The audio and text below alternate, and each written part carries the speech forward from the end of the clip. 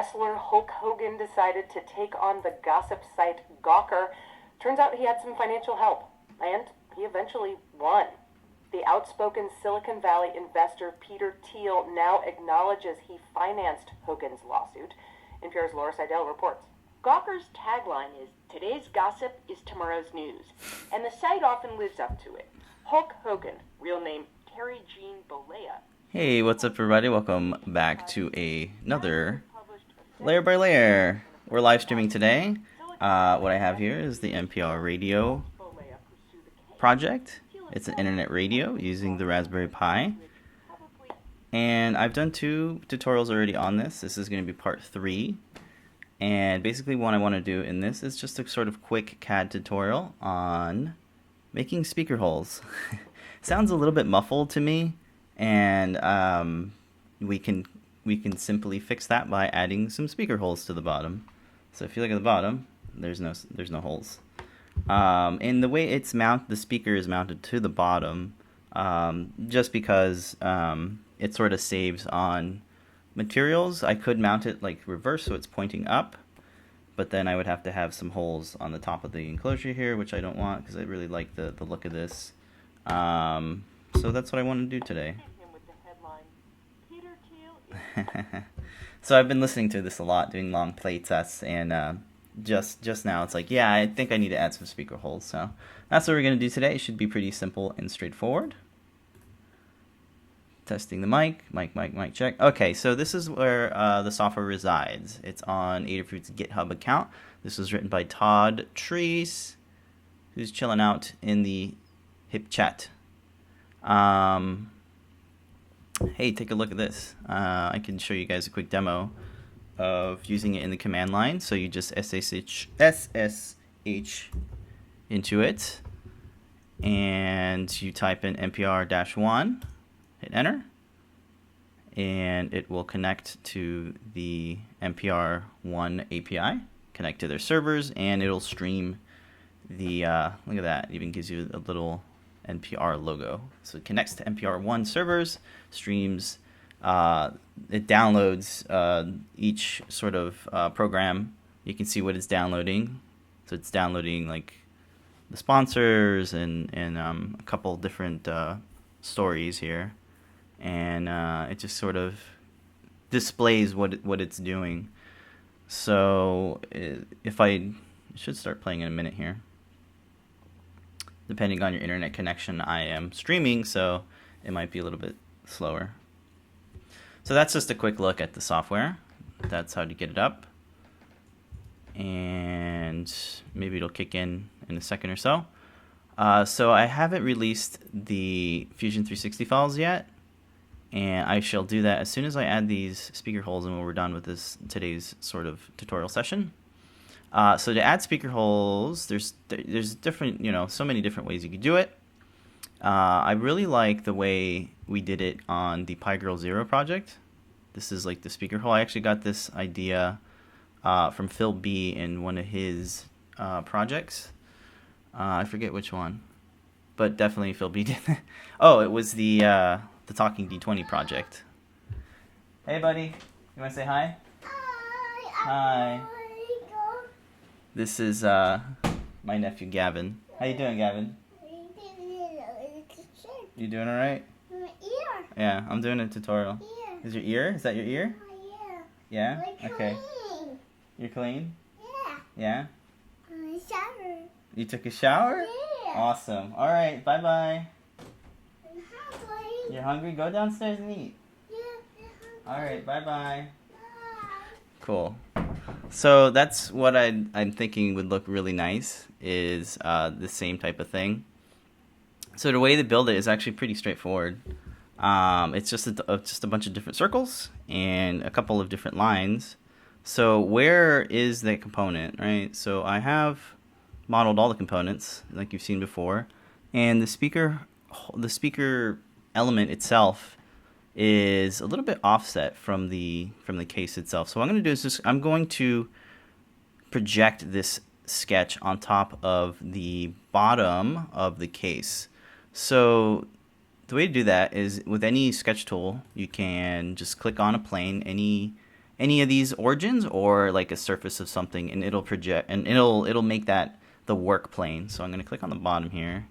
It'll project the bottom of that, and then what I'll do is I'll hide the case for a second. That way I can see my component, and then I'll do a project, which is under the sketch menu, and then I will click on probably this circle here. Any of the circles will work, but I'm going to click on this one here. And then you'll see this sort of pink. I'll hit OK. You'll see this this sort of pink outline. That is letting you know that it is a projected sketch, and you'll see how it like placed it on that plane of the bottom of the sketch. I can bring that back, and you can see it's there. So I'm going to use that as our reference to make everything centered to that speaker. So I'm going to hide all these components for a second so I can see things. I'll hide all this stuff as well. So actually I guess I can hide everything, which is okay. So I'm going to work off of this, and I can always switch back the speaker if I need to. Alright, so I'll make a little hole first, and I'm going to kind of follow the same measurements that I did for this one. And if I go to the sketch here, call it speaker holes, you can pretty much see all the dimensions that I used to make it. It's like 5, 9. I just kept making circles. You could do an offset. Maybe I should do an offset instead of having to do this over and over again. To keep making the same circle, I could probably just offset it a bunch of times. That might save a couple steps, and that's probably the same. So for example, let's hit offset. You can say I want it to be 3 millimeters away from the circle, because this is going to be, actually I don't think I cut that. That is actually a part of it. So I'll start with 3, and I'll double it, or maybe 2. Maybe 3 is too much. Oh, you can always change it after the fact. You can't offset an offset, which is not annoying, but I wish you could do that. Maybe that's a future feature we can get. So just double that, 4, and then just keep offsetting it, 6. And I need to be careful of not going onto the edge. I don't want to cut the edge off. Oh, I have a little bit. Next one's 8. The hotkey is O. So O. Hit O. 8. And maybe one more, because I'm going to do this one, and then one more. And then next, oh. It's a lot easier for me to probably click the button instead of typing it in. Not typing it in, but clicking up here. It's probably easier for me. It's all about what's easier for you. So that's about it.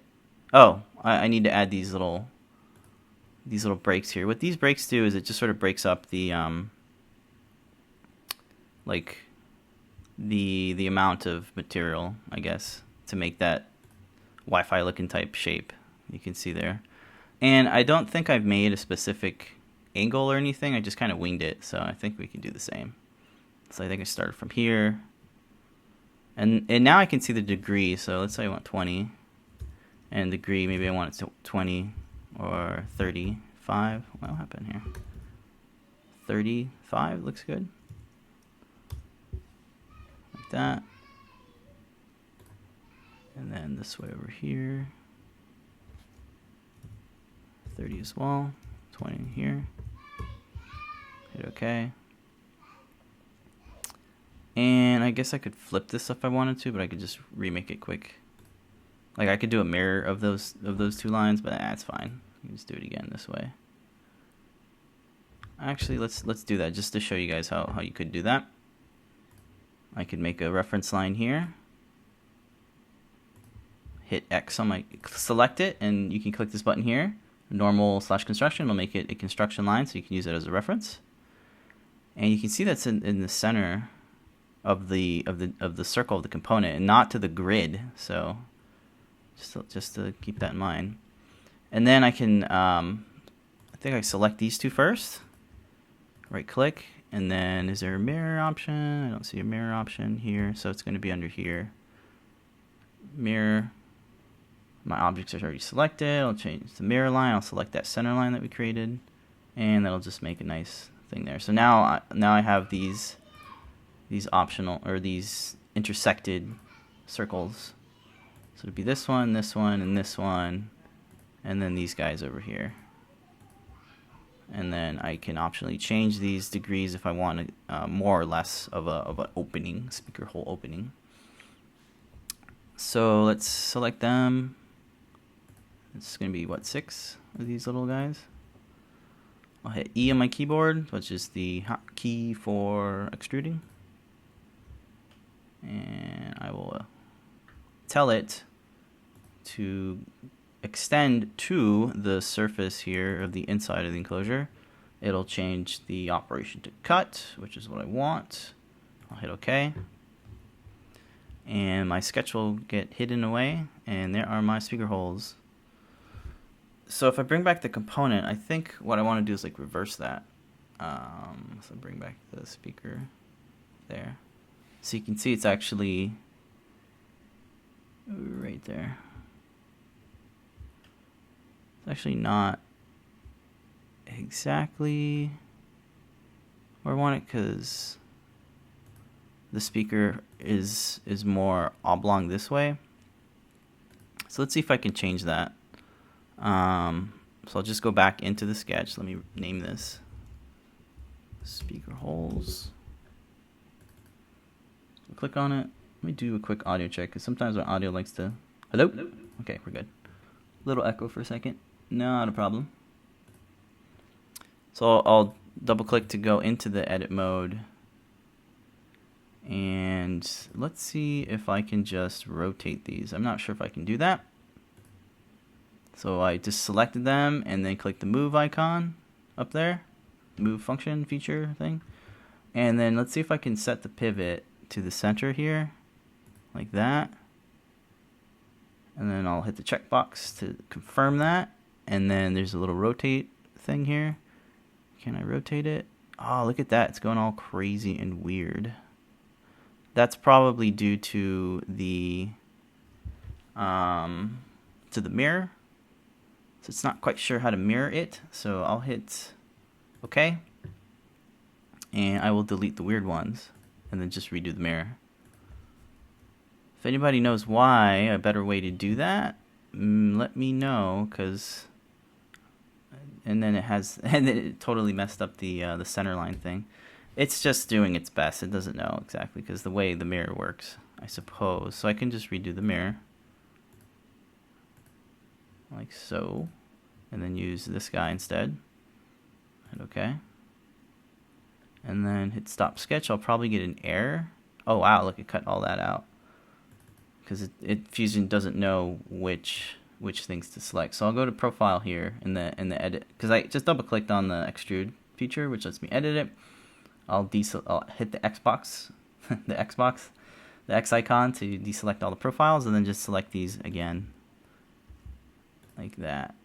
I'm holding down Control on my keyboard. It's Control for Windows, but probably Command for the Mac. Hit OK. And that's probably a little bit better. I do want them a little bit wider. Like I want to have the opening a little bit more. So let's go back in there, and hopefully, my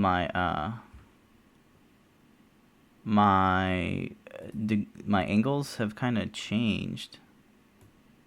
So I can kind of move it like that freehand. It's really weird here. As you can see, it's not really symmetrical anymore. It's kind of a shame. Let's see if I can add a sketch dimension from like here to here. Whoa. Yeah, that kind of shows up there. So it's 60. If I dropped it to 30, like that. And then I probably need to extend this guy here. Oh wow, it's all weird up. This is I'm not sure where that reference point came from, but I could probably just add a new one. The reference line. So let's just make it 20 here. 180 is what I want. And then we'll make this a construction plane. I can just hit X on my keyboard as a shortcut instead of having to click on that icon over there. And then I will bring up my sketch dimensions, which is D, or up here in the sketch panel. And then I'll click on these two. I'll make this 30. And it messed that one up now. Oh, wow, that's a little unexpected because I have this one set up here. Yeah, this is kind of what happens sometimes with sketches. Very, very odd. So I'm going to opt out of figuring out why it's behaving so weird. I mean, when you add constraints and stuff, sometimes things can get very weird. So I'm going to start over again and start fresh with some new stuff here. These are going to be my reference lines. So I'll just hit X on that. And then I can start over here like that. Let's say I want 30, 30, 20. That's all good. What I should be able to do is just mirror this one. Since I don't plan to edit it, I know that's what I want. I probably won't have problems if I don't edit it, right? So, under Sketch, Mirror, select this guy, make this the mirror line, and now I can mirror these two. I wish I could do more than one type of mirror. Whoop, go back up, repeat mirror, select my mirror line, which will now be this one. Now I have that. Now hit stop sketch. That sort of funkiness happens again. I'll just edit that feature and then select the things that I want. Again, like I have to hold down Command to add to that selection. And I think that'll be better. Yeah, it looks better to me. Just some speaker holes. They look a little square, right? So what I can do is add fillets. Hitting F on my keyboard or under the create or modify, it's F, and then I'll just select these guys. There's quite a bit of them.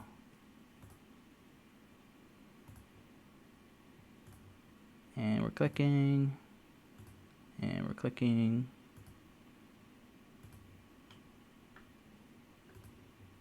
A lot of clicking.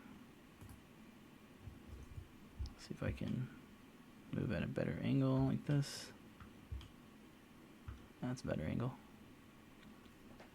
The nice thing though about Fusion is that it'll seek out underneath the surface of things. Like you see how I can like kind of guesstimate where the line is without having to like rotate to it fully. So that's nice. And I think it's going to be 1 millimeter since it's a distance of 2 millimeters. And I forgot one here. You can see I forgot that line there. So I'll just double click on the feature. Hold down, what is it, Command or Control, and add that to the selection and then hit OK. So that is my speaker hole. Maybe I can add another hole here. I think another hole there would be nice. Let's try that. Go into this guy here. And I don't have a sketch for it, so let me go back into the sketch. And since I'm not editing the angle of the lines, it should be okay. Some funkiness shouldn't happen here. I guess I'll just do another offset. So select that, and then offset, and then bring it inward. So it'll be like a negative value. Something like -3. Maybe 2. To keep it consistent. Yeah, let's do 2. Stop sketch. Double click on the edit feature thing. And I'll have to select these guys because they're intersected by that line, which is fine. And that's it. There's our speaker hole. Let's render. There you go. That looks good. That looks good to me. It should have no problems printing out, because the distance here from these guys is 2 millimeters. You can double check that by clicking on the edge, hold down shift and click on the second edge, and if you look at the bottom corner here beneath my face, you can see it says 2 edges, minimum distance of 2 millimeters. So everything is nice and even. That's about it, folks. That's all I wanted to do here. Get rid of the power boost. And I will export this out, 3D print it, and share the file with you guys. So that's about it. There's some oddities that happens when you oh, sorry, I had a little brain fart there because of the Wirecast thing that I'm trying to focus on. Anyway, yeah, a little bit of oddities when you're trying to do mirrors, and then you're trying to move things that are sort of referencing a construction line. So sometimes you just got to delete it, start over again. At least that's what I do. But if any of you folks have any ideas how to better manage those, sort of an edge case, I think. But I don't know. I think it was fine. You guys can let me know. I always appreciate your feedback and things. It's an open-ended loop circle. Open-ended loop circle. Now, it's nice to get comments with people who are saying, hey, try it this way, try it that way. It really helps me out and helps other people out as well. So thank you guys for tuning in today. Enjoy the rest of your Friday and, of course, the weekend. If you haven't already checked out the project, it is up on YouTube. And we're working on a guide and a ready-to-go image so you guys can get this project up and going really nice. That's about it. Thanks for tuning in, guys. I will see you next time. Bye, guys.